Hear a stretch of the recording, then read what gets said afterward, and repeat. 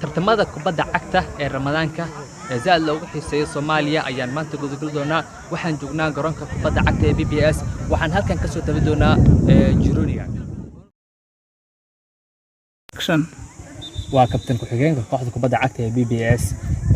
Jironiga qabateen oo ku saabsan bisha barakasan ee Ramadaan Jironigaas ee Cali Salaad meeq kooxda ka soo qaybgalay bilaabay magacaada bismillahirrahmanirrahiim alxamdulillahi rabbil aalamiin salaatu wassalaam ala rasuulillah ba'd اللهم صل وسلم على سيدنا محمد marka hore aan ku bilaabay magacayga Ali Cabdi Asado magacayga Ali Salaad Jironiga horta waxa qabanay bisha barakeysan ee Ramadaan waana isdhaxgal dhanka bulshada xaafadda ka tirsan xaafadda suuqa xoolaha gaar ahaan xaafadda BBS amba Al Harar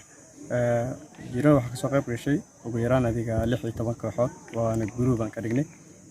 midda kale waa Jironi bila lacag oo free waana Jironi kii labaad hada fiirino waa kii labaad oo si xiriir ah bisha barakeysan Ramadaan aan qabana kii horna si nadiif u dhamaado waa looga alxamdulillah hadana ma sha Allah waa kii ku gudi jirnaa ilaa aan dhameystiro asaamid kale aan ku weydiinaa waxa tahay Jironigan group u sheegtay inuu yahay marka groupkan groupkii ugu horeeyay ma dhamaayo mise waa socday hadda dhabta labaad hadda noo bilaabatay shalay khamiis ahayd taariikhdan ay ku beegneed 3 bisha 4 2020 kooda bisha May 2020 waxa noo socdo lugta labaad oo maanta oo jimco ay tahay labada kooxood aan deelaysan waxay kala yihiin wagad iyo BBR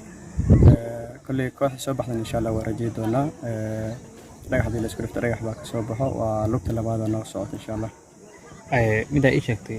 sidii u kala badiyeen kooxihii hore iyo kooxahan labadan kooxood ee ciyaaraya maanta ciyaaraya hore mu ciyaareen soo ciyaareen labadooda waxay wataan waa min ever iyo ever labadooda kooxda soo badaysa waa 3 dhibac oo nadiif ah qaada doonta kadib markaas groupkan saas ku ilaaday groupka labaad markaas bilaabo doona bixi oo sabdiya taariikhdan ay ku beegan tahay 2 bisha May 2020 insha Allah